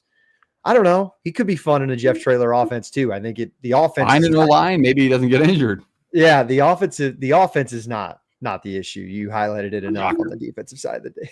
Yeah, shocker. An American team's offense, not their problem. That does not seem. It seems to be an ongoing theme we're finding here. All right, that is UTSA. Let's keep it moving. We got a few more teams to cover. Let's move it back to the top. We're going back to Jake. Jake is going to talk to us about the UAB Blazers. Am I right on that, Jake? Yes. Yeah, Blazers and Charlotte. You want me to just throw those together, or no? I'm just kidding. We can make it work. And yes, this is the UAB alternate uniform color that you're going to get on the overlay. Don't let it blind your eyes, Jake. But talk to us about the Blazers, and then sprinkle in Charlotte afterward if you want to roll both of them. Yeah, let's do it. Let's see if we can do a little 5 or 6 minute drill. Sorry, UAB fans. We do want to talk about your team, but I don't know if there is a ton to talk about. What you can be talking about is, unfortunately, trying to keep this things positive here. But Trent Dilfer feels like one of the hotter seats in college football, especially in the G5. I was really surprised to see them run it back with Dilfer again this year after just some weird radio stuff that he did. And he's not afraid to, say what's on his mind, which credit to him sometimes, but Dilfer's going to get another chance. He's going into year 3 with a 7-17 record. And this is a fan base that demands like high expectations. Like this is a team and a program that got shut down, obviously a few years ago, if you guys remember, people were really pissed. Like UAB is a good football program and Birmingham really cares about it. Jalen Kitna, you guys remember John Kitna back in the day? I think this is his kid. He's taken over. He took over midway through the season last year. He's going to be running through the quarterback reins again. Son of an NFL quarterback. Like the talent's there, but some of the mistakes he made last year needs to be corrected this year if UAB is going to want to win some football games. The run game, it's going to be a two-headed monster between Isaiah Jacobs and UTEP transfer Jevin Jackson, who particularly – like people were raving about Jackson. He stood out in the spring, but I think Jacobs is a strong back. He could be the bell cow. Who's Kitna going to throw to? You look at sophomore wide receiver Corey Milliner. This is a guy who had a big year last year after 400 yards. He was kind of the second leading receiver. Could be a guy who could be, your number one option. He also, interesting enough, JP maybe remembers this name. You bring in former 5-star Ohio State and Iowa wide receiver Caleb Brown. Maybe we'll see Mr. Brown get some receiving yards because it didn't really work out at his first 2 stops. He actually is going to be the focal point of this offense. But the tight ends are used a ton. 3 tight ends caught over 50 passes last year, and they're all gone. You look at J.C. Sibley. You look at like Antoine. I think it's Antoine. I'm not even going to say that. The Ferguson kid. We'll look at Ferguson. Yeah. He's got we'll look at the Ferguson kid at tight end. I'm not even going to act like I know his name. Lastly, defensively, new defensive coordinator steps in. Steve Russ. He takes over a defense. 9 new guys are potentially coming in from the portal. It could be a good thing. This team gave up 71 points to Tulane and 53 to Memphis last year. The lone returning starter from last year, Sherrod Bryant, the safety, he's actually going to be really good. I think he could take a step forward and be an all-conference guy this year. So you have one piece to build off on defense, but fellas, I just you can highlight names, you can highlight faces, but I don't know where the positive momentum comes with UAB here. If you look at the schedule a little bit, you have Navy at Navy right away, second week of the year. You go to Tennessee, you have Army. And I mean, I guess you missed Tulane if you're looking for a bright spot, but I mean, over under win total sits at 4.5. And if you don't, I think it's tough. Dilfer, you got to get to 6. I think if you don't get to 6, I'm not sure the fans want to see him get there. I kind of think so too. It feels like the Patrick Ewing Georgetown thing for me in basketball, where it's like, oh yeah, like he won some games, but God, I hope he loses so we can get him out of here. I don't know. You tell us, UAB fans, if you're watching this, you want Dilfer in the picture? It doesn't feel like they want him. JP, your thoughts on the Blazers quickly before he goes to Charlotte? I'm curious what other coaches think of Dilfer within the conference. I think that's my biggest thing. I think he's caught some flack, and I think he said some things that have irked people the wrong way. He's like remember the way he speaks, is to my opinion. It's like he's so outspoken, but like nobody wants him to be speaking. Everybody wants to listen to Dion, even me. But good Lord, Athlon does those little anonymous coaches reviews. Do you guys remember no shot? Those are real, but go ahead. Well, I don't know. The one who had Dilfer's last year felt like he had a personal vendetta with him. Like this year's was pretty on the lighter side, but it was rough. Like whoever had it was not impressed with Kitna. So no, I don't think the coaches in this conference are very, very high on Dilfer. All right, there is UAB. Let's kick it back to Jake. Jake, take a drink, take a breath. We'll give you a second while people hit the subscribe button. We hit the like button. Take a second here so Jake can catch his grounds. But then let's transfer it over to the home of the gold helmets, which seems to be their biggest news story every year. The Charlotte 49ers. Tell us about this team headed into the 2025 season. Yeah, over under win total wise, kind of in the same boat as UAB, but Charlotte's taken some action that I think they really want to turn this thing around. They think that they have a program who has resources, and they really want to take this football seriously after kind of it's a fresh new program within the FBS realm for the most part. who'd they go out and hire? They made a big splash in hiring Tim Albin, who just led Ohio to a MAC title. I was really surprised to see them go. It's kind of like the Casey Keeler thing. These American schools just must have money to go out there and get big upgrades in the coaching realm, because I think Albin, he's a good hire. I think that this is a passionate fan base and a good fan base that we've heard about within the G5 ranks, that like home games can be rowdy. And I hope that they can play some good football this year. The quarterback competition, it's going to be a Tobacco Road quarterback competition. You guys remember Connor Harrell from North Carolina, and Grayson Loftus, I think, is a name that people remember a ton. Loftus played a pretty good amount in his time at Duke, just battled through injuries, being in the backup role. Don Chaney Jr. is a running back, though, from Louisville that I think people could be really excited about. I think he's going to be the number one guy, and he could bring some spark to this offense. But just like the majority of the offense, defense obviously loses a ton of guys. You lose your top 12 defensive linemen through graduation in the portal, and that's to be expected when you go through a coaching change as well. Last year's leading tackler, Reed Williford, stuck around. He's going to give this new staff a chance. And, it's uncertain how many people will start, but he brought over 4 linebackers from Ohio. So you have Williford, and then you have 4 guys who you're familiar with that he's bringing over from Athens. I'm assuming that could be probably the strength of your defense at this point. It's at least something you're most familiar with it if you're Albin. So if the defense wants to take a step forward, look at the linebackers. But safety, Jaquarius Conley is a name that's been brought up numerous times from other podcasts I've listened to as well. This guy could be a future star for this defense. I just don't think there's a ton of pressure on Albin in year one. If this team wants to be successful in 2025, it's going to have a good run game. Hopefully they can figure out who's going to be their guy at quarterback. I kind of like Loftus, but we'll kind of have to wait and see there. And they have a ton of transfers. Like, you're just going to have to bank on some of these transfers, being huge. And that front 7 of the defense right now just remains in question. You start one of the more interesting G5 games of the year. You play App State.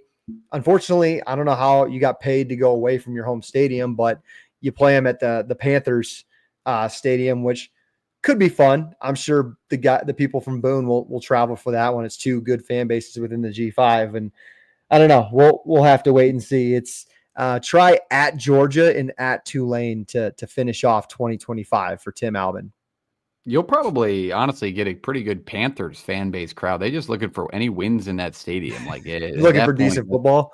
Yeah, they're just looking for some good football in that stadium. But I think of Charlotte this year, and it feels like they threw a lot of money at this program, like Jake mentioned, and especially at the offensive coordinator position, Todd Fitch.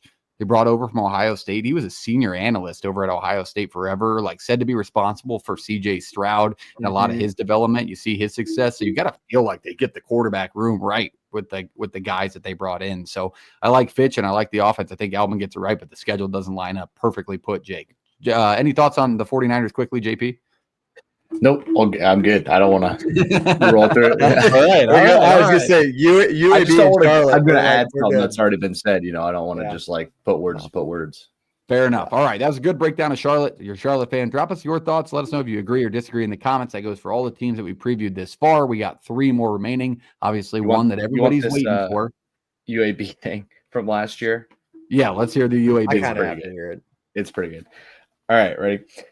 An opposing American athletic assistant coach here. A lot of us were predicting a total disaster when Dilfer started screaming at his own assistants on the sidelines. We thought it would happen, but they ended up just being a regular bad program. Maybe he's calmed down and figured it out this season. They're not a force in recruiting the way you need to be in a city in a region like theirs. The stadium, the money, the program, it was all built to help a coach keep the best of the rest at home in the state and away from other G5s. Hasn't happened yet. This is still weird and maybe even a dumb hire considering how good UAB could be with the resources they have.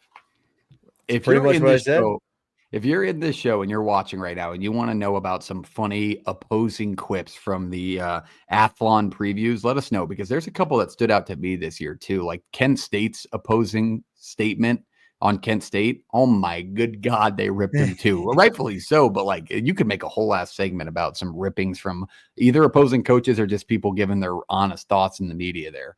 All right, that is Charlotte and UAB. Let's move it back over to JP. JP's got one more team to cover. Let's talk a little FAU football. let's talk the Owls, the big time brand. They're really blowing up their stadium, their uniforms. They like to have a little fun down there. So tell us about this team headed into 2025. Yeah, Zach Kittley will get his first year as a head coach here at Florida Atlantic, and he'll be the offensive coordinator as well. And the defensive coordinator here is Brett Dewhurst. This is a program, right, that has had good athletes. They've had good players throughout the years. It just hasn't found its way. It's a program that's seen better days. Old Power 4 coaches here have not worked out very well. Not that that's a Kittley situation, but it's always intriguing to see that. Kiffin was solid there. Obviously, that was just a stepping stone to some other programs. Herman, obviously from last year, fired Taggart as well. And the average S&P Plus ranking of this team over the last 5 years is 99.2. That tells you how rough it is down there in Boca Raton, correct? Is where that is. Perfect. Caden Veltkamp, I had him high on my G5 quarterback rankings when we did those earlier this offseason, and I stand by that. He now joins Kittley at Florida Atlantic. Kittley was the guy that recruited him to Western. If you remember what Veltkamp is, tall, lanky kid with a cannon for an arm, fits perfectly into Kittley's system, and I think his numbers could bump up a season. Or again, 90% of the rushing attempts from a season ago leave, and it's going to be two guys, right? It's going to be Sands, and it's going to be Xavier Terrell, and then they brought in another kid, Caden Shelton Dutton, a little more powerful, different style running back than what they have with the other two. Be interesting to see what the answer is there for those guys. But receiver-wise, it's headlined by another Western kid, ended up being there, Easton Messer.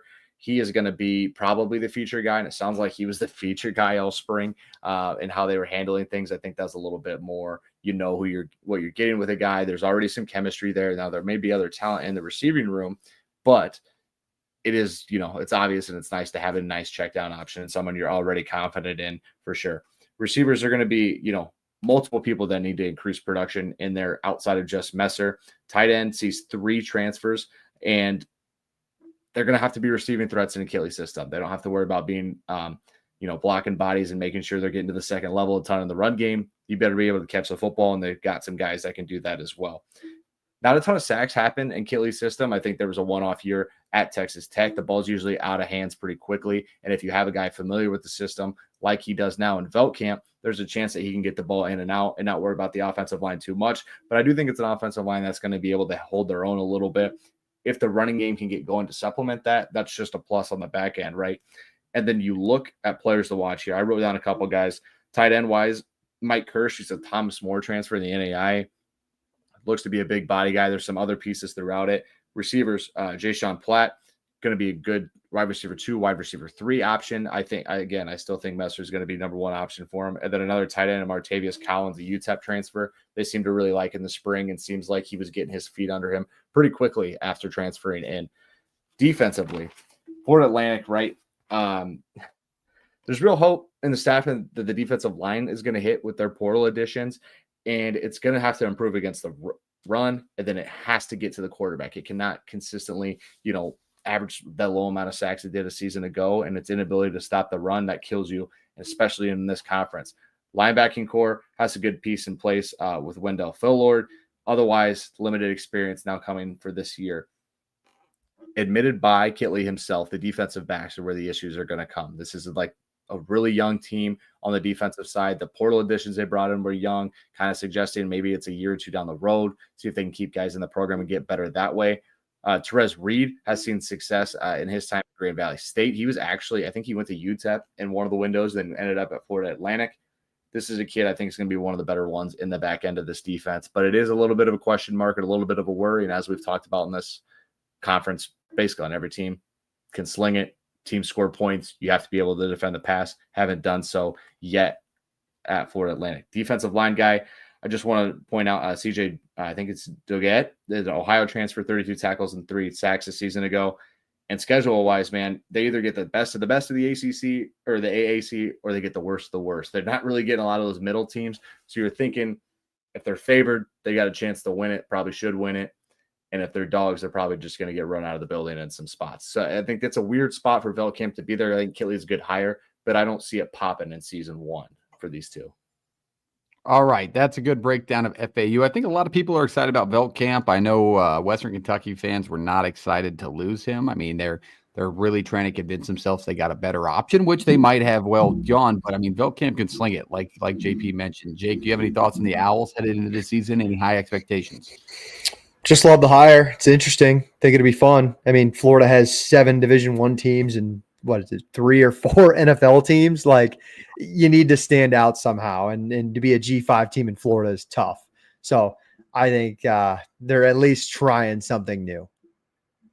All right, that is Florida Atlantic. Let's keep it moving. Let's go to me before we get to the team picked to win the conference and what you probably all been waiting for. Let's talk a little Rice before we get to the Green Wave.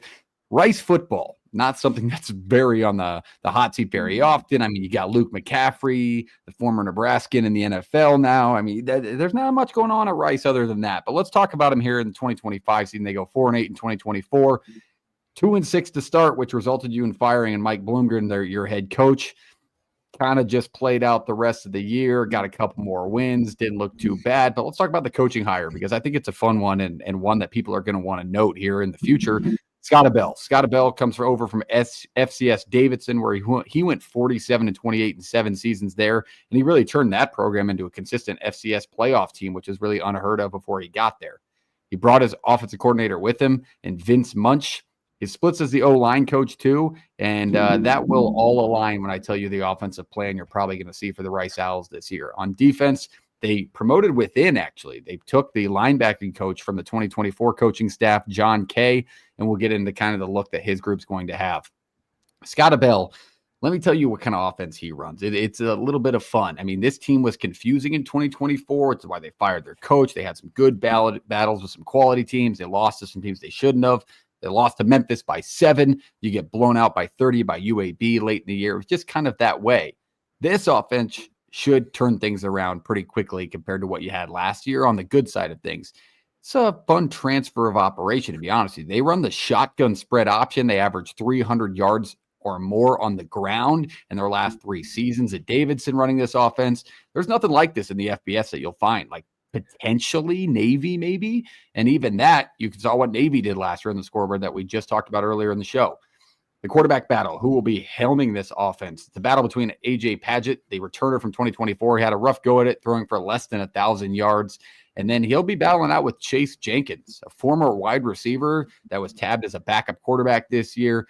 Obviously gives a better run focus than Padgett gives you, but it's both viable options. I do think a guy that can burst onto the scene is freshman redshirt Drew Devler. He could be in the mix as well. He might just get the keys to this car just because of where this program's at, rather than trying to run it back with an experienced guy just trying to install this new system with a new coaching staff with a fresh face. So maybe Drew Devler will be the starter. A running back. I'm sure these guys love the news more than anybody. I mean, you bring in an offensive line coach as your offensive coordinator. You got a team that's going to run the spread option. You're going to be involved. Quentin Jackson and Taj Atkins have returned, and they had a nice season last year. They averaged around 6 yards per carry each in backup roles. So I'm sure they're going to get a large carry total this year. I mean, even if it's not in a straight option look, it could be that spread option look, sort of a Scott Frost style, where you're going to get the ball out wide and let your running backs make plays. Flip it over to the defense, because there's not much to note on the rest of the offense. It's a lot of plug and play. They didn't lose a lot of guys. Honestly, a lot of guys didn't leave this program. And I don't know if that's a good thing, because I don't know if they didn't have offers elsewhere, but they didn't bring in much either. I mean, it really stayed around, especially on this defensive side of things. But the defense, they retained their defensive coordinator. Like I said, from the Blomgren firing, he had a good linebacking core from last year. He must have just interviewed well, fit the scheme of what Abel was trying to do. They lost 3 of their 4 top pass rushers from a season ago and 4 starting defensive backs.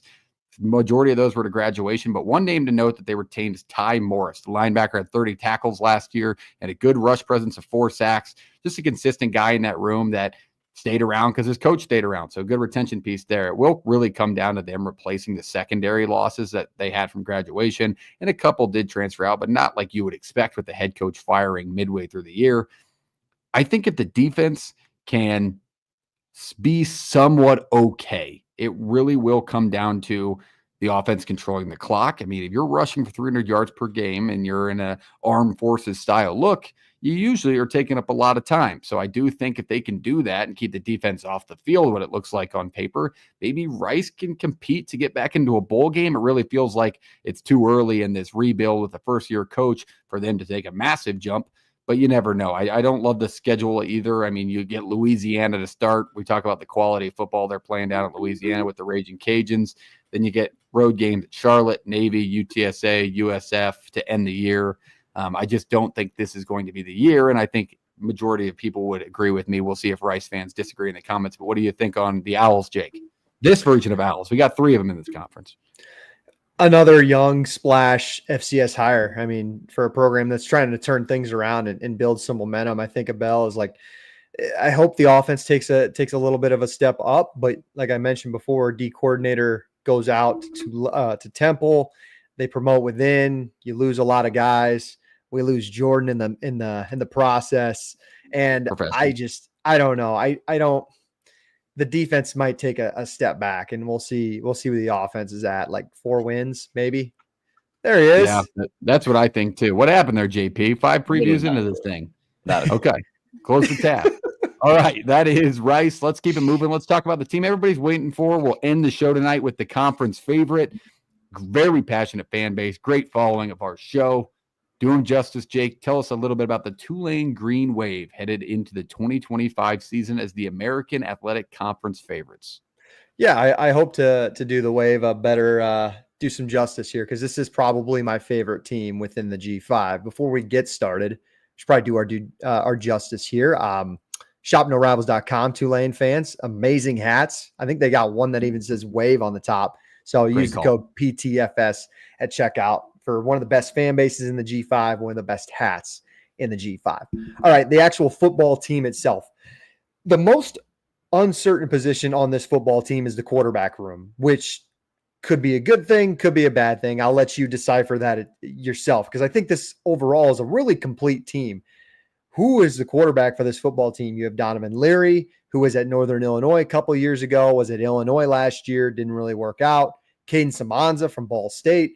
And then in the spring, another Iowa boy, we go and get Brandon Sullivan late in the spring to add just more depth to this room. All 3 guys have starting experience. All 3 guys have played at different levels of the FBS. I don't think any of them are really a bad choice, but we're just going to have to see, man. Like, it's going to be a legit competition in the fall. And I believe they might even have a younger guy too. And I think I'm just not even mentioning his name. Tulane fans can let me know on that. But you have plenty of options at quarterback. The running backs are always the strength of this team. You look at Taj Spears a couple of years ago, Mekhi Hughes.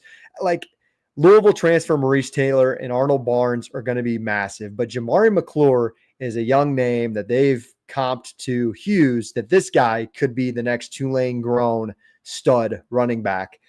Receiving-wise, like, Mario Williams was a stud for them. It was a surprise that Williams went to another G5, and then he was awesome there. Amari Hayes is a guy from Florida Atlantic that I think has to step up for Williams, and he's got to be really good, but he was hurt all spring. So, like, what are we going to get out of there? Usually you have good receivers at Tulane, but fellas, watch out for the tight ends. Former 4-star quarterback Ty Thompson transferred out, or was going to try and transfer out, couldn't play quarterback anywhere. He comes back, plays tight end. I love his athleticism. I think it's going to translate really well. We've seen that with other quarterbacks in the G5. Anthony Miller is another dude who's going to be a stud. I really do think the tight ends could be the most productive receiving group on this offense. Offensive line, going to be pretty strong. Left tackle Derek Graham's back. Shadre Hurst, the left guard, is back. 2 first-team all-conference guys. Some other plug-and-play guys, but you're going to have a strong left side of the offensive line, and I think you should be really happy with that. Let's just get to the overall defense in general. I think the defensive line is loaded, highlighted by Edwards, like defensive edge, Cameron Hamilton, Mo Westermoreland. He's another guy. And then defensive tackle Santana Hopper, who is another guy. Like, all 3 of those dudes I just named could be first team all AAC. Like, that's how good this group is. And it's probably the strength of the defense. Co-captain Sam Howard's back at linebacker. He's going to be a huge piece for this summer all defense. He's another dude that could be first team all AAC. And then you get, like, I think it's Bailey Despaney. He's a safety that could be all conference. And then Jack Chinshu is a young guy who's stepping into the safety role.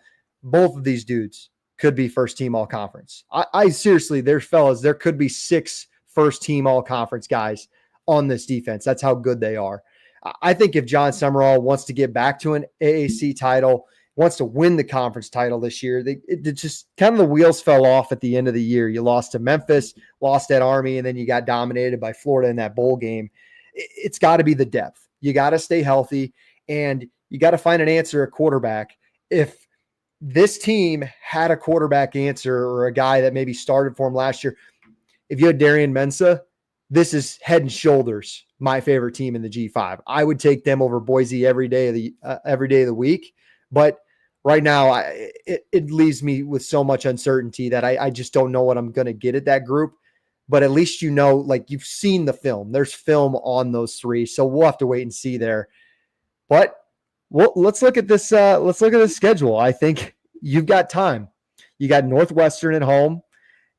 Probably, like, you should win that football game. You've had P4 schools come down. I think you can win that football game at South Al. It's another tough one. We'll see what the offense looks like. And then you get Darian Mensah's homecoming. You want to have an answer at quarterback by week 3, because I think you can beat Duke. And I think you got at Ole Miss the next week. So you have 3 P4 schools in your non-con, which it's going to make a really tough path to the playoff. Let's just say that. It's super interesting because you're going to need Boise to lose 1 or 2 games.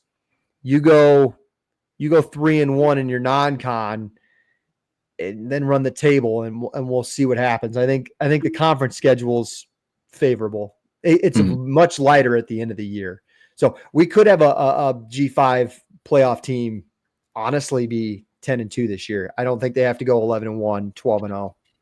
It's one of the things that I feel like is a benefit of doing this show the way we do it, especially with our fan perspectives, of diving into these G5 teams even further throughout the season if our team runs into them.